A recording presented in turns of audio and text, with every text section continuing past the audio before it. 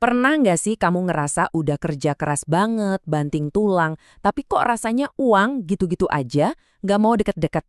Kalau iya, tenang, kamu nggak sendirian kok. Nah, di pembahasan kali ini, kita bakal bongkar sebuah teknik manifestasi yang bisa jadi bakal mengubah total cara pandang kamu soal rezeki.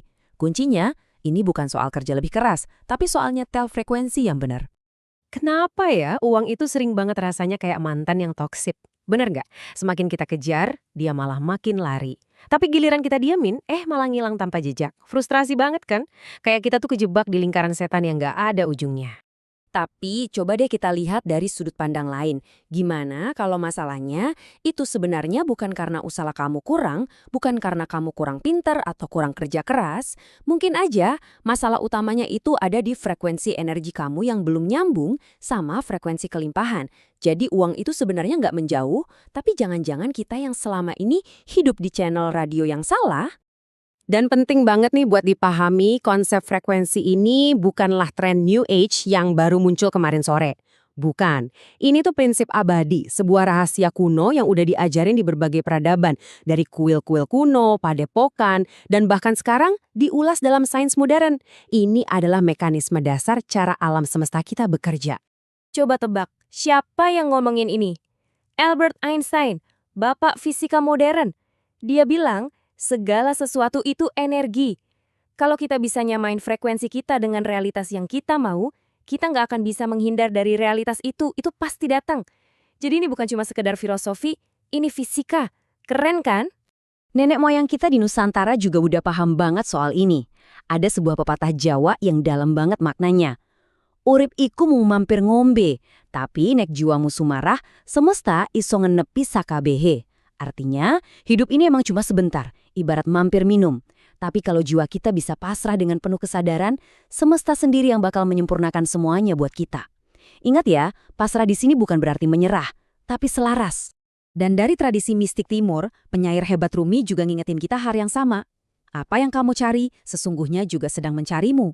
Ini artinya, kelimpahan, rezeki, jodoh, atau apapun yang kita inginkan itu sebenarnya punya keinginan juga buat nemuin kita.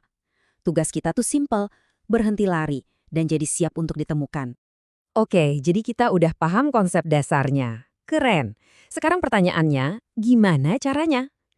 Nah, alam semesta ini ternyata beroperasi berdasarkan seperangkat aturan main, semacam hukum-hukum universal yang ngatur cara kerja energi dan manifestasi. Kunci buat menangin permainan ini ya dengan memahami aturannya. 5 hukum ini kamu mungkin udah sering banget dengar. Ada hukum daya tarik, apa yang kita pikirin jadi kenyataan.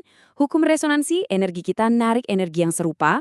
Terus pentingnya punya niat yang jelas, melakukan aksi yang terinspirasi, dan yang paling sulit nih, melepaskan keterikatan pada hasil. Tapi sayangnya, banyak banget orang yang cuma berhenti sampai di sini. Padahal, ini baru setengah jalan. Nah, ini dia nih bagian harta karunnya. 5 hukum yang jarang banget dibahas, tapi efeknya luar biasa. Pertama, hukum refleksi. Dunia luar itu cuma cermin dari dunia batin kita. Kedua, getaran kolektif. Energi orang di sekitar kita itu nular, hati-hati. Ketiga, polaritas. Setiap berkah itu datang sepaket sama tantangannya. Keempat, kekosongan. Kita harus berani ngelepasin yang lama buat ngasih ruang untuk yang baru. Dan terakhir, sinkronisitas. Percaya deh, di alam semesta ini nggak ada yang namanya kebetulan. Oke, cukup teorinya. Sekarang kita masuk ke bagian favorit saya, prakteknya. Gimana caranya kita nerapin semua hukum tadi dalam sebuah teknik yang simple tapi powerful banget, biar kita bisa jadi magnet rezeki. Yuk kita bedah langkah-langkahnya satu persatu. Pertama, setiap pagi pas bangun tidur, riset getaran diri kamu. Caranya tarik nafas dalam-dalam, tenangkan pikiran, lalu bilang, aku tenang, aku cukup, aku layak. Kedua, kalibrasi niat kamu. Tujuan kamu pengen kaya itu bukan buat pamer, tapi buat hidup bebas, tenang, dan bisa bermanfaat buat banyak orang. Ketiga, visualisasi. Sebelum tidur jangan cuma bayangin hasilnya, tapi coba rasakan perasaannya.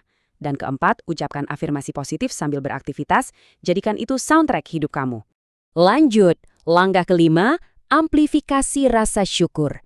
Setiap malam, coba deh tulis 3 hal kecil aja yang kamu syukuri hari itu. Ini sinyal kuat ke semesta bahwa kamu siap menerima lebih banyak. Keenam, buka jalur rezeki tak terduga dengan melakukan satu kebaikan kecil tanpa pamrih setiap hari. Ketujuh, Setiap rezeki yang datang, niatkan itu untuk memperluas kebaikan. Dan yang terakhir, sekaligus yang paling penting, detasemen. Lepaskan hasilnya, pasrahkan, percaya sama prosesnya, dan biarkan semesta yang bekerja dengan cara ajaibnya. Jadi, inti dari semua ini sebenarnya adalah pergeseran pola pikir yang fundamental banget. Kita harus berhenti lari-larian ngejar uang seolah-olah kita ngejar pesawat yang mau lepas landas. Capek kan? Sebaliknya, kita harus mulai memposisikan diri kita untuk menariknya. Dengan tenang, dengan elegan.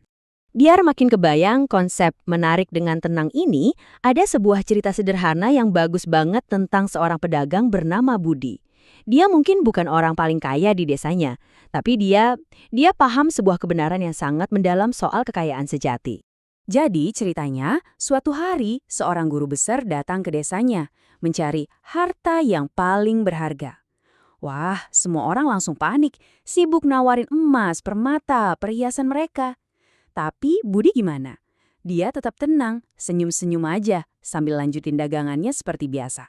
Dia sama sekali nggak ikut dalam hiruk-pikuk itu. Sang guru penasaran, terus nanya ke Budi, kenapa dia santai aja? Jawaban Budi sederhana banget.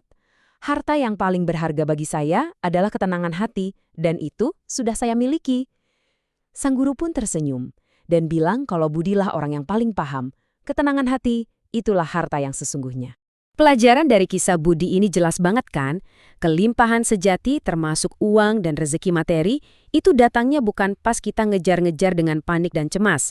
Rezeki itu datang ketika kita sudah siap menerimanya, yaitu dalam kondisi batin yang tenang, damai, dan penuh rasa cukup. Pada akhirnya, pertanyaannya balik lagi ke diri kita masing-masing. Ini bukan tentang mengubah dunia dalam satu malam. Bukan. Ini tentang memulai dari langkah yang paling kecil. Jadi, coba deh sekarang, ambil waktu sejenak untuk merenung. Apa satu hal kecil yang bisa kamu syukuri hari ini, saat ini juga, untuk mulai menyetel frekuensi baru dan membuka pintu kelimpahan dalam hidupmu?